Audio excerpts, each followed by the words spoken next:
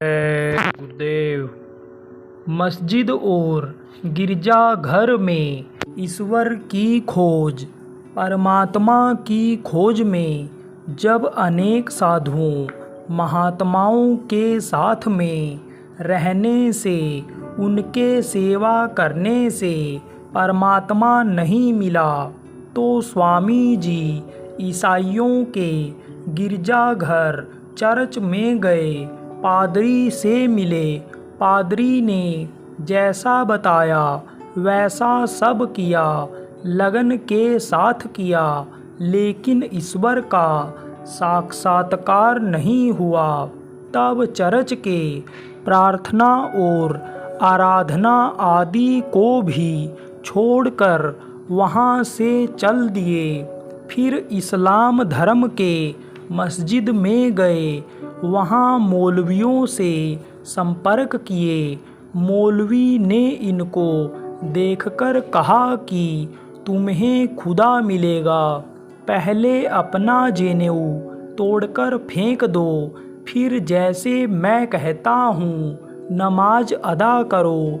तब स्वामी जी ने कहा, अगर जनेऊ के तोड़ने से परमात्मा मुझे मिल जाएगा तो यह भी कर दूंगा। फिर स्वामी जी ने अपना जनेऊ उतार कर रख लिया, तोड़कर फेंका नहीं और नमाज अदा करने लगे। इस बात का जिक्र स्वामी जी ने स्वयं दिनांक 12/5/1970 ईस्वी को चिमनबाग इंदौर के अपने सत्संग में ऐसा सुनाया कि मैं इस रास्ते की खोज में एक मौलवी के यहाँ गया। उसके कहने पर जनेऊ निकाल दिया और 1 महीना खूब नमाज पढ़ी। मुझे देखकर कोई भी हिंदू नहीं कहता था। इसका और खुलासा करते हुए स्वामी जी ने दिनांक 14/1/1965 ईस्वी के अपने सत्संग में ऐसा बताया था कि हमने शुरू में परमात्मा को प्राप्त करने के लिए बहुत कुछ किया। हम धर्म के धुरंधरों के पास गए, उनकी सेवाएं की, मगर परमात्मा को प्राप्त करने का कोई रास्ता कायदा के साथ नहीं प्राप्त कर सका। हमने उनकी सेवाएं करने में कोई कसर ना छोड़ी।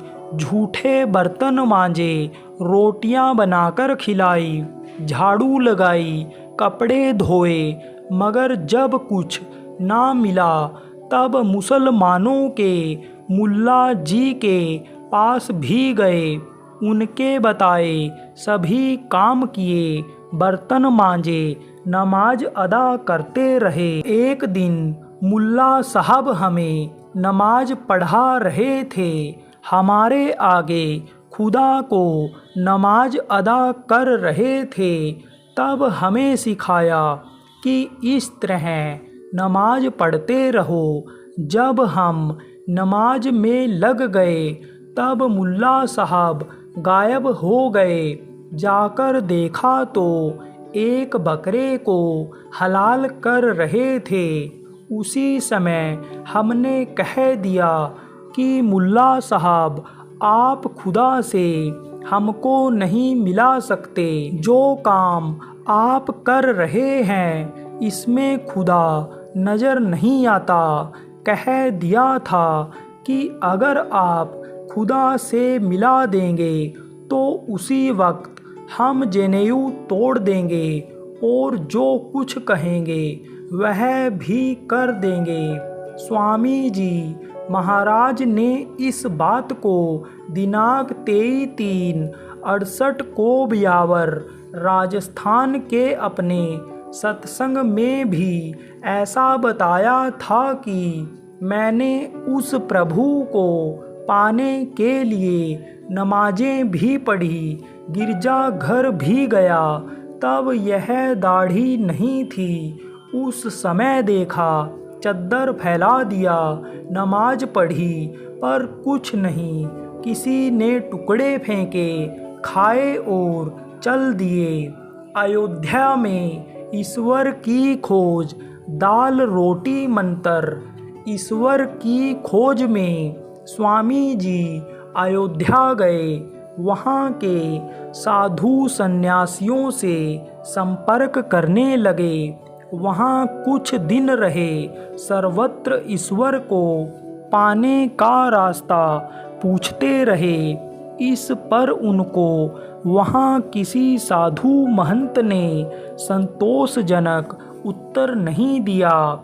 वहाँ से भी स्वामी जी निराश हो गए। वहाँ के साधु महंतों के गोपनीय चारित्रिक आचरण का जब स्वामी जी ने अवलोकन किया तो साधु वेशधारी ऐसे महंतों महात्माओं के प्रति उनके मन में बहुत ग्लानि हुई और वे अयोध्या को छोड़कर अपने यात्रा पर आगे बढ़ चले। वहाँ पर अखाड़ों में भंडारों के विषय में स्वामी जी ने अपनी आप बीती बात ऐसा सत्संग में सुनाया कि जब वे भोजन के लिए एक मठ में गए तो वहाँ अखाड़े वाले ने इनसे पूछा कि कौन अखाड़ा कौन मंत्र है। तब स्वामी जी ने उसको जवाब दिया कि पेट अखाड़ा, दाल रोटी मंत्र। बाल सन्यासी के मुख से ऐसा जवाब सुनकर वह साधु हक्का बक्का होकर इनको गौर से देखने लगा। अयोध्या के साधुओं के व्यवहार के बारे में स्वामी जी ने दिनांक 21 मई 1971 ईस्वी को गोठा आजमगढ़ के सत्संग में ऐसा कहा कि अयोध्या के लोगों के दुष्चरित्र का हाल सुनावे तो लोग तालाब में कूद पड़े। बर्तन मलते मलते हाथ घिस गए परंतु कुछ नहीं मिला। गोरखपुर जिले में ईश्वर की खोज हेतु भ्रमण। ईश्वर की खोज में भ्रमण करते हुए स्वामी जी गोरखपुर जिले में भ्रमण कर रहे थे तो बांसगांव तहसील के तरफ उनवल के जमींदार ठाकुर राजा साहब शंभू इनके चमकते हुए किशोर वय के रूप को देखकर उनको अपने यहाँ अपने घर का सदस्य बना कर रखना चाहा। उन्होंने ऐसा सोचा कि इनकी शादी करा देंगे और अपने परिवार में ही रखेंगे। यह लड़का इतने कम उम्र में अभी साधु होकर व्यर्थ में इधर उधर अपना जीवन बिता रहा है। ठाकुर शंभू सिंह ने इनका अपने कारिंदों से पकड़वा कर अपने घर ले गए और अपने महल में रखा। लेकिन एक दिन रात्रि में स्वामी जी उनके घर से भाग गए। भागते हुए खजनी आए और वहाँ से सहजनवा रेलवे स्टेशन पर पहुँच गए। फिर रेलगाड़ी में बैठकर लखनऊ पहुँच गए। इस घटना का विवरण स्वामी जी ने स्वयं अपने सत्संग दिनांक 19/5/1969 को नंदा नगर इंदौर में ऐसा बताया कि गोरखपुर में एक जमींदार थे जिन्होंने पकड़ा चपड़ासी इनके घर ले गए। मैंने कहा कि कहाँ आ गए, हम क्यों घर से भागे, हमारा भी घर स्वप्न था, हम ईश्वर के लिए भागे। इन्होंने 2 सिपाही लगाए और कहा कि ये भाग जाएंगे तो जिम्मेदारी तेरे ऊपर, कुछ मालूम नहीं क्यों रोका। मैंने उनके मैनेजर से कहा कि मैं तो घर से भजन के लिए भागा, मुझे जाना है। उसने कहा कि जब मौका पाओ निकल जाओ।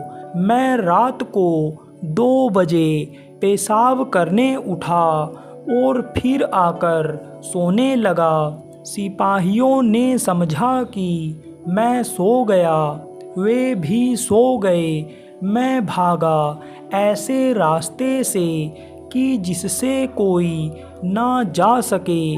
स्टेशन पहुंच गया, फिर गाड़ी में बैठ गया और दिनांक 2/7/70 को नैका मऊ गांव के, जो मैनपुरी से लगभग 23 मील दूर और बेबर से 3 मील आगे है, शिवपाल सिंह के घर स्वामी जी ने उपरोक्त घटना के विषय में बतलाया कि उनवल के ठाकुर साहब यहाँ से रात्रि में भागकर आया और खजनी के रास्ते सहज नवा आकर जनता गाड़ी से लखनऊ आया था।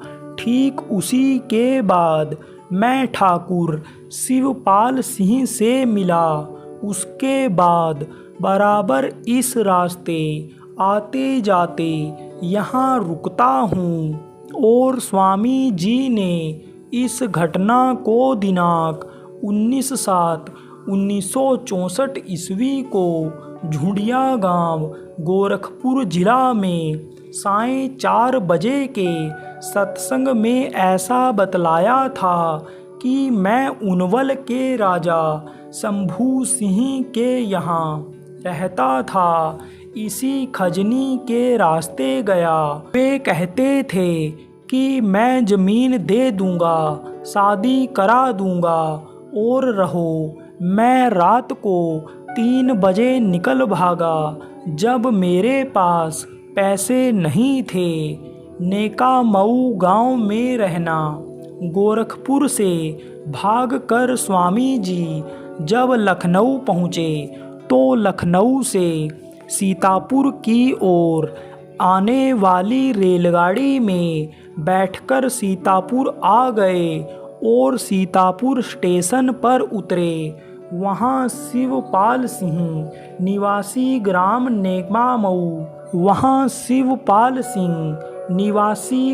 नेका मऊ मैनपुरी लकड़ी के ठेके का काम करते थे। इनसे स्वामी जी की मुलाकात हुई। स्वामी जी के रूप भाव को, रंग भाव को देखकर शिवपाल सिंह बहुत प्रभावित हुए। उस वक़्त स्वामी जी के पास केवल एक कमंडल था। इसी मुलाकात के बाद शिवपाल सिंह स्वामी जी को अपने घर नेका मऊ गांव में ले गए। कुछ दिन स्वामी जी इनके घर पर रहे। फिर तब से ऐसा भाव प्रेम का नाता जुड़ा कि जब कभी स्वामी जी उधर से निकलते रहे तो वे शिवपाल सिंह के घर चले जाते रहे।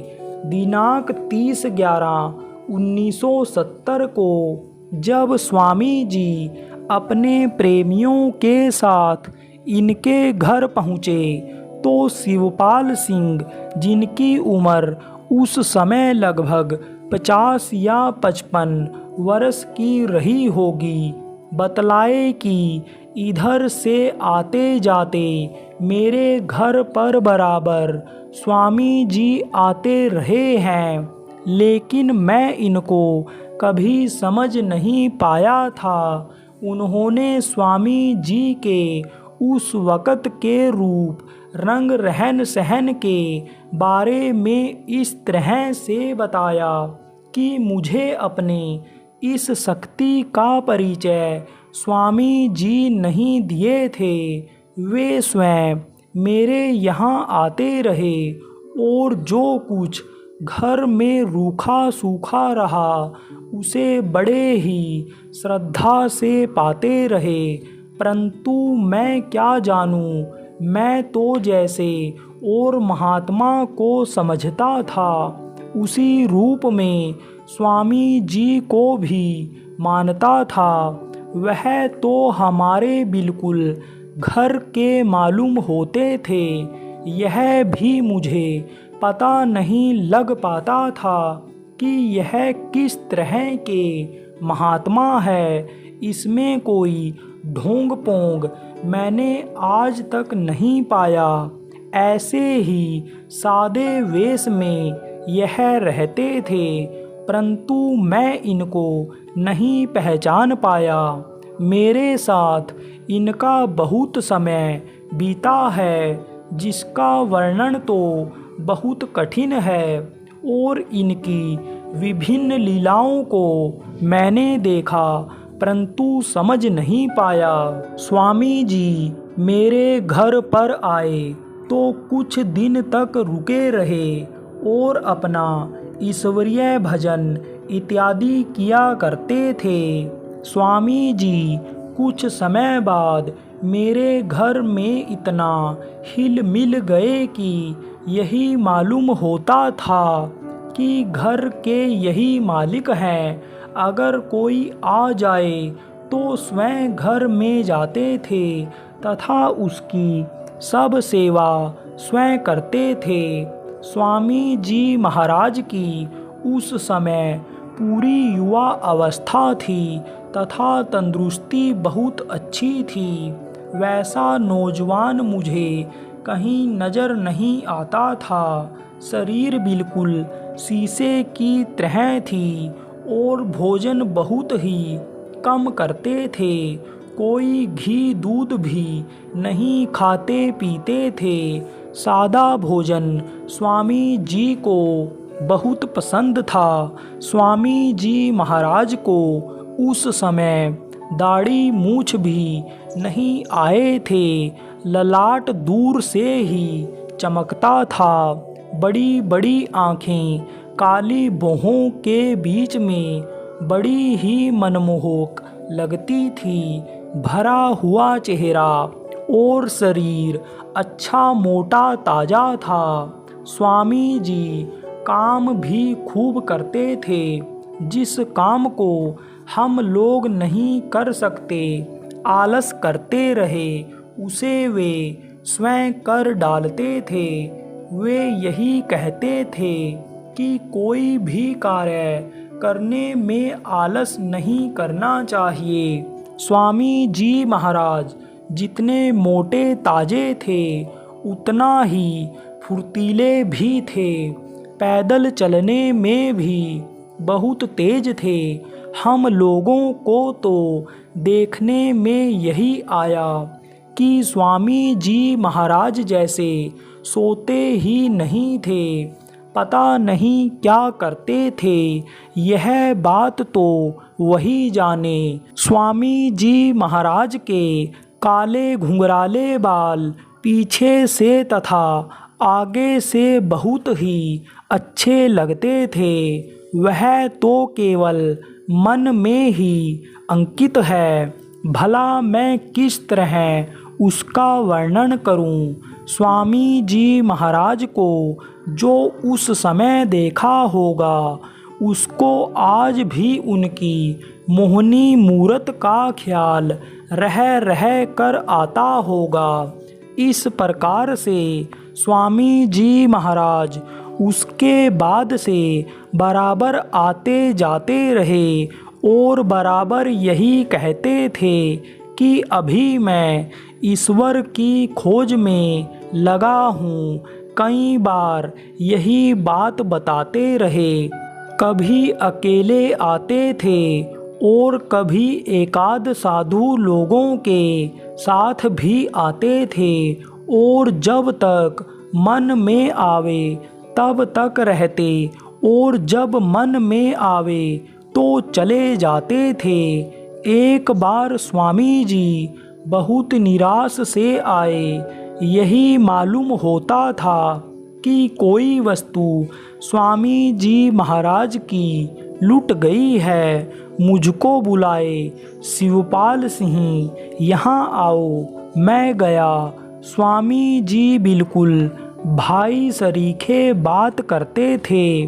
स्वामी जी महाराज ने कहा कि शिवपाल सिंह बहुत तलाश किया, कोई भारत का मंदिर और कोई भी तीर्थ स्थान तथा कोई भी महात्मा ऐसा नहीं बचा जहाँ मैं गया नहीं तथा जिससे बात नहीं किया, किसकी सेवा नहीं की, परंतु भगवान मुझे नहीं मिला। अब तो मैं हार गया और यह सब मुझे अच्छा नहीं लगता कि झूठे किसी मंदिर या मठ में रहूं और घंटा शंख बजा कर पेट भरूं। मुझे यह बनावटी वेश अच्छा नहीं लगता जिसमें कोई सत्यता न हो। इस प्रकार रहने से अच्छा तो गृहस्थी है जिसमें कुछ जिम्मेदारी है तथा जहाँ कर्तव्य परायणता है, जहाँ पर प्रेम है, सेवा भाव है, सद्भावना है, उन मंदिरों और मठों में रहने से तो यहाँ रहना ही अच्छा है। भेष बनाकर घूमने से कोई लाभ नहीं है। शिवपाल सिंह ने कहा कि जिस वेश में आप हैं इसमें संसार की सबसे बड़ी जिम्मेदारी है। आप निराश ना हो, इस संसार में भगवान अवश्य हैं। बिना उसके इस दुनिया का संचालन नहीं हो सकता। जिस दिन इस धरती पर भगवान नहीं रहेगा उस दिन यह पृथ्वी रसातल में चली जाएगी। हम लोग अंधे हैं, भले ही उस शक्ति को आँखों से ना देखें। भगवान को पाने के लिए तमाम महात्माओं ने बहुत बड़ी बड़ी तपस्या की है। मीराबाई को देखिए, थी तो स्त्री और महारानी तथा गृहस्थ जीवन में, परंतु उसके लिए उन्होंने किन किन यातनाओं को सहा उसको तो आप मुझसे अधिक जानते हैं। इसके बाद उनको पुनः जोश आया और हिम्मत बढ़ी और पुनः ईश्वर की खोज करने के लिए आगे बढ़े। यहाँ से ठीक दूसरे दिन स्वामी जी महाराज ईश्वर की तलाश में आगे गए। कुबेरपुर गांव में रहना। मैनपुरी से 6 मील की दूरी पर कुबेरपुर गांव है। इस गांव में राम सिंह रहे। वे बहुत ही साधारण किसान थे। उनके घर पर स्वामी जी रहे, महीनों रहे। कुबेरपुर गांव के निकट में एक नहर है। स्वामी जी कुबेरपुर से आकर उस नहर में स्नान किया करते थे। कभी कभी घंटों उसमें नहाते थे। जब नेका मऊ में शिवपाल सिंह के यहाँ आते रहे, उन्हीं दिनों श्री राम सिंह से स्वामी जी की भेंट हुई थी और स्वामी जी के प्रति उनका इतना भाव था कि स्वामी जी उनके घर पर महीनों रह गए थे। दिनांक 1/7/1970 को स्वामी जी जब मैनपुरी में गौरी शंकर वकील के यहाँ रुके हुए थे तो उनके यहाँ से दूसरे दिन दिनांक 2/7/1970 को स्वामी जी कुबेरपुर गए थे। वे खोज करके राम सिंह से मिले, उनके परिवार से मिले, फिर सत्संगियों को उस नहर को दिखलाए जहाँ वे स्नान करने आया करते थे। फिर आगे चलकर बेबर होते हुए नेकामऊ गांव में पहुँचे और वहाँ शिवपाल सिंह से मिले, जो स्वामी जी को सीतापुर से इस गांव में लिवा आए थे।